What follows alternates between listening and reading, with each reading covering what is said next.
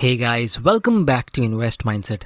दोस्तों, आज की वीडियो में हम ये पता लगाएंगे कि नए लोग स्टॉक मार्केट में एंटर कैसे कर सकते हैं, क्योंकि सबसे ज़्यादा कमेंट्स और रिक्वेस्ट मुझे इन्हीं चीज़ों के बारे में आ रहे थे कि हम स्टॉक मार्केट में इन्वेस्टमेंट शुरू कैसे करें और अच्छे स्टॉक्स कैसे पिक करें जिसमें हम कंपाउंडिंग के जरिए अमीर बन सके। तो इन्हीं सवालों का जवाब आपको इस वीडियो में मिलने वाला है और मैं कोशिश करूंगा कि जितने भी डिफिकल्ट कॉन्सेप्ट्स है मैं उनको सिंप्लीफाई करके समझाऊं। तो इसीलिए आज की वीडियो में मैं स्टेप बाय स्टेप गाइड करने वाला हूं कि आपको स्टॉक मार्केट में अपनी इन्वेस्टिंग की शुरुआत कैसे करनी चाहिए। और मैं कुछ चीज़ें ऐसी भी बताऊंगा जो आज मैं सोचता हूं कि काश किसी ने मुझे बता दी होती जब मैंने अपनी इन्वेस्टिंग की शुरुआत की थी, तो मेरी जर्नी काफ़ी आसान होती। तो चलिए शुरू करते हैं। तो दोस्तों, सबसे पहले आप लोगों को मैं बता दूं कि स्टॉक मार्केट और इन्वेस्टिंग जितना कॉम्प्लिकेटेड दूर से लगता है, ये उतना डिफिकल्ट है नहीं। और अगर आपने मेरे कुछ वीडियोस देखे तो आपको इसका आइडिया मिल ही गया होगा। तो दोस्तों, सबसे पहले स्टॉक मार्केट में हमें क्यों इन्वेस्ट करना चाहिए, इसके लिए मैं एक शॉर्ट और सिंपल आंसर देता हूँ। वो ये कि हर एक रुपया जो आपके हाथ में आता है उससे आप खुद डिसाइड करते हो कि आप अमीर बनोगे या नहीं। क्योंकि जब आप वो पैसों को कोई फालतू जगह खर्च कर देते हो तो वो आपके हाथ से हमेशा के लिए चला जाता है। लेकिन जब आप वही पैसे को अच्छी रिसर्च करके कोई अच्छी जगह इन्वेस्ट करते हो तो वो लाइफ टाइम आपके लिए काम करता है, यानी वो हमेशा के लिए आपका गुलाम बन जाता है। जैसे राकेश झुनझुनवाला ने 2003 में टाइटन कंपनी का स्टॉक 3 रुपया पर शेयर पे खरीदा था और पिछले साल 2020 में ये कंपनी ने सिर्फ अपना डिविडेंड्स 4 रुपये का पे किया। मतलब जितने का इन्वेस्टमेंट किया है उससे ज़्यादा का इनकम उसे हर साल मिल रहा है और इसके स्टॉक का प्राइस 1500 के भी ऊपर है। तो आई थिंक इतना मोटिवेशन काफ़ी है आपको ये समझने के लिए कि कैसे स्टॉक मार्केट में आपका पैसा आपके लिए काम कर सकता है और फाइनेंशियल फ्रीडम एक लाइफ में इसके ज़रिए ईजिली पॉसिबल है। लेकिन ये सब चीज़ की शुरुआत तब होगी जब आप इन्वेस्टमेंट शुरू करोगे। तो सबसे पहले एक बड़ा सवाल मुझे बहुत लोग पूछते हैं कि हमें कितना पैसा चाहिए स्टॉक मार्केट में इन्वेस्टिंग शुरू करने के लिए। तो यहाँ पे गुड न्यूज़ ये है कि इसमें आप एक छोटे से अमाउंट से भी इन्वेस्टमेंट शुरू कर सकते हो। अगर आपके पास ज़्यादा पैसे नहीं भी है तो भी आप छोटे से अमाउंट से, जैसे 500 रुपये से भी स्टार्ट कर सकते हो। और मेरे हिसाब से आपको एक छोटे से अमाउंट से ही स्टार्ट करना चाहिए, क्योंकि जब हम किसी भी चीज़ में न्यू होते तो स्टार्ट में हमसे गलतियाँ होती ही है। तो जब आप एक छोटे से अमाउंट से शुरू करते हो तो आपकी गलतियाँ इतनी एक्सपेंसिव नहीं होगी। तो इसीलिए स्टार्ट में आपको सिर्फ वही अमाउंट इन्वेस्ट करना है जिसकी आपको ज़रूरत नहीं है, जैसे आपका पॉकेट मनी। और लोन लेके आपको बिल्कुल भी इन्वेस्ट नहीं करना चाहिए। ऐसा कोई भी पैसा इसमें इन्वेस्ट नहीं करना चाहिए जिसकी आपको शॉर्ट टर्म में ज़रूरत लग सकती है। और हो सके तो एक इमरजेंसी फंड साइड में रख दो ताकि कोई इमरजेंसी के टाइम आपको कोई स्टॉक्स को बेचना ना पड़े। फिर उसके बाद हम ये समझने की कोशिश करते हैं कि हम किसी स्टॉक को पिक कैसे करें और उसकी रिसर्च कैसे की जाए। तो दोस्तों, अगर ये वीडियो मैंने कुछ सालों पहले बनाया होता तो मुझे आप लोगों के सामने बहुत सारे कैलकुलेशंस करने पड़ते एक सिंपल सा रेशियो निकालने के लिए, और बहुत सारी अलग अलग वेबसाइट्स पे जाना पड़ता एक स्टॉक की इन्फॉर्मेशन ढूंढने के लिए। लेकिन आज की तारीख में हम बहुत लकी है क्योंकि हमारे पास बहुत सारे एडवांस टूल्स, स्क्रीनर और ऐसी वेबसाइट्स है जिसमें हम बहुत आसानी से कंपनी की रिसर्च कर सकते हैं और ऑलमोस्ट सारी इंपॉर्टेंट इन्फॉर्मेशन हमें एक जगह पे मिल सकती है। तो यहाँ पे मैं टिकर टेप यूज़ कर रहा हूँ क्योंकि इसमें बहुत सारी इन्फॉर्मेशन आपको एक ही जगह मिल जाएगी। इसकी लिंक मैं नीचे डिस्क्रिप्शन में डाल देता हूँ। और अब वेबसाइट ओपन करने के बाद मैं यहाँ पे स्क्रीनर पे क्लिक कर रहा हूँ। अब ये हमें ऑलमोस्ट 4000 कंपनी शो कर रहा है जो इंडियन स्टॉक मार्केट में लिस्टेड है, और ये मार्केट कैप के साइज से सॉर्ट की गई है। मतलब जो सबसे बड़ी कंपनी है पूरे इंडिया में वो सबसे ऊपर दिख रही है। तो बिगिनर्स के लिए मैं सजेस्ट करूंगा कि आप लार्ज कैप स्टॉक से शुरू करो, मतलब एकदम बड़ी और स्टेबल कंपनी से, क्योंकि उसमें रिस्क कम होता है। इस कॉन्सेप्ट को मैंने डिटेल में अपने पिछले वीडियो में कवर किया है। अगर आपने वो वीडियो नहीं देखा है तो आप यहाँ पे क्लिक करके उसे देख सकते हो और इसका लिंक भी मैं नीचे डिस्क्रिप्शन में डाल दूंगा। तो इसीलिए आज हम इंडिया की सबसे बड़ी 100 कंपनी से शुरू करते हैं। उसके लिए हमें यहाँ पे स्टॉक यूनिवर्स में जाके निफ्टी 100 सेलेक्ट कर देना है और यहाँ पे अब हमें 100 कंपनीज दिखेगी। अब आपने निफ्टी और सेंसेक्स का नाम तो सुना ही होगा। तो सेंसेक्स में ये ऊपर की 30 कंपनीज आती है और निफ्टी में ये ऊपर की 50 कंपनीज, और ये जो नीचे की 50 कंपनीज है, यानी ये लिस्ट में 51 से लेकर 100 तक, ये निफ्टी नेक्स्ट 50 इंडेक्स का हिस्सा है। अब दोस्तों, यहाँ पे हमें एक चीज़ समझना बहुत ज़रूरी है कि अगर कोई कंपनी बड़ी है तो ज़रूरी नहीं है कि वो एक सेफ और एक अच्छा इन्वेस्टमेंट होगा ही।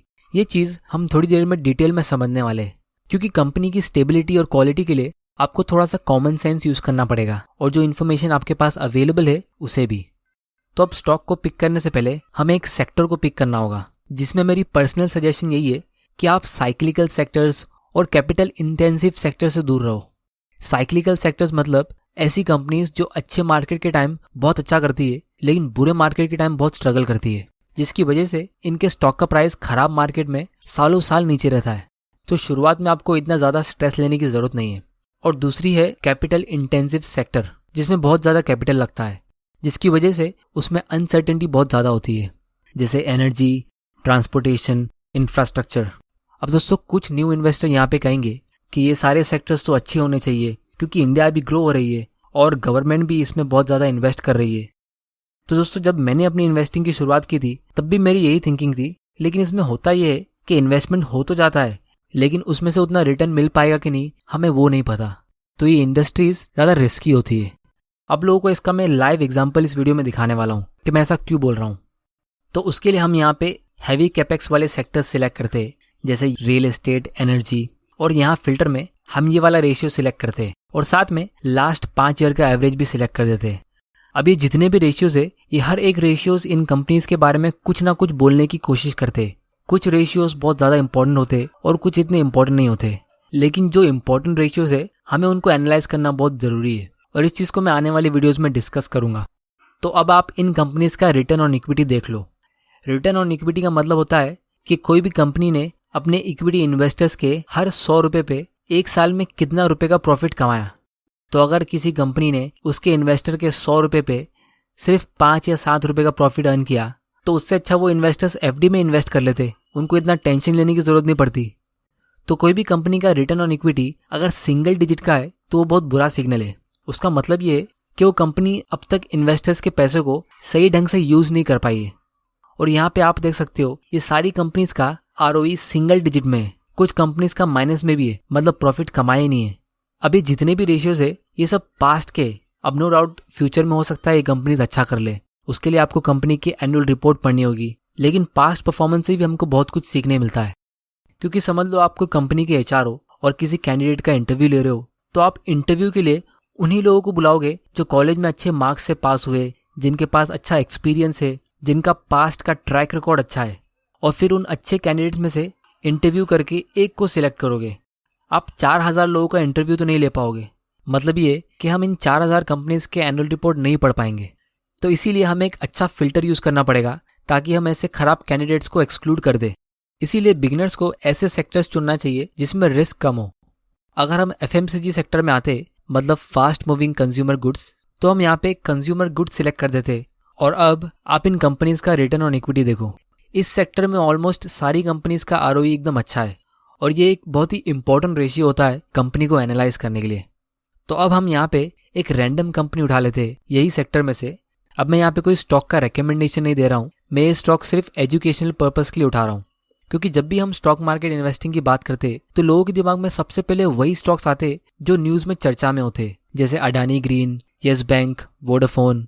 और ये सब स्टॉक्स न्यूज़ में इसलिए आते क्योंकि ये बहुत ज़्यादा वॉलेटाइल होते, मतलब ज़्यादा फ्लक्चुएट होते रहते, जो ट्रेडर्स के लिए अच्छे हो सकते लेकिन न्यू इन्वेस्टर्स के लिए बिल्कुल भी अच्छे नहीं होते। अब ज़रा इमेजिन करो, कोई आदमी अपनी लाइफ में पहला स्टॉक खरीद रहा है और वो स्टॉक रोज़ 5% ऊपर नीचे हो रहा है, और इसीलिए न्यू इन्वेस्टर्स स्टॉक मार्केट में जल्दी गिव अप करते। और ये अडानी ग्रीन प्रॉफिट कैसे अर्न करती है, कौन इसके प्रोडक्ट्स और सर्विसेज यूज़ करता है, इसके बारे में कोई भी न्यू इन्वेस्टर को पता नहीं होगा। लेकिन फिर भी लोग ऐसी कंपनी के स्टॉक खरीद लेते सिर्फ प्राइस को बढ़ता हुआ देख के, जो मेरे हिसाब से इन्वेस्टमेंट नहीं स्पेक्यूलेशन होता है। लेकिन जब हम मैरिको इंडस्ट्रीज की बात करेंगे तो इसका पैराशूट ऑयल बहुत लोगों के घर में होगा। फिर चाहे मार्केट क्रैश हो या कोई रिसेशन हो जाए या कोई लॉकडाउन, इन सेक्टर की कंपनीज के प्रोडक्ट का डिमांड इतनी आसानी से गिरता नहीं है। रिसेशन के टाइम हो सकता है कि लोग नई कार नहीं खरीदेंगे, उस परचेज को थोड़ा पोस्टपोन कर देंगे, लेकिन ये सब प्रोडक्ट्स हम पोस्टपोन नहीं करते और इसीलिए इन कंपनीज का स्टॉक प्राइस ज़्यादा स्टेबल होता है साइक्लिकल सेक्टर्स के मुकाबले, जो आप यहाँ पे देख सकते हो। तो अगर आप इस कंपनी का हिस्टोरिक रिटर्न चेक करोगे तो आपको दिखेगा कि इसने शेयर होल्डर्स को कितना प्रॉफिट अर्न करके दिया है। 1 लाख का इन्वेस्टमेंट 98 लाख में ग्रो हो गया है। अगर किसी ने रियल एस्टेट में इतना प्रॉफिट अर्न भी किया होगा तो उसको लक की जरूरत लगी होगी, लेकिन स्टॉक मार्केट में ये पूरा स्किल पे डिपेंड करता है। और ऐसे अच्छे स्टॉक्स आप कभी न्यूज़ में देखोगे भी नहीं, क्योंकि ये स्लोली ग्रो होते कंपाउंडिंग के जरिए।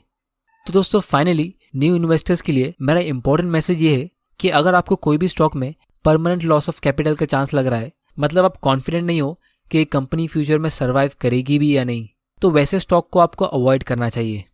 और ये एक बहुत ही इंपॉर्टेंट एडवाइस है, क्योंकि दोस्तों स्टॉक मार्केट में बिगिनर्स बहुत है लेकिन फिनिशर्स बहुत ही कम है। क्योंकि जब भी कोई नया इन्वेस्टर इस स्टॉक मार्केट की दुनिया में आता है तो वो लोग पहली बॉल में 6 मारने की कोशिश करते और जल्दी आउट होके चले जाते। इसीलिए हमें ग्लेन मैक्सवेल नहीं बनना है, हमें MS धोनी बनना है।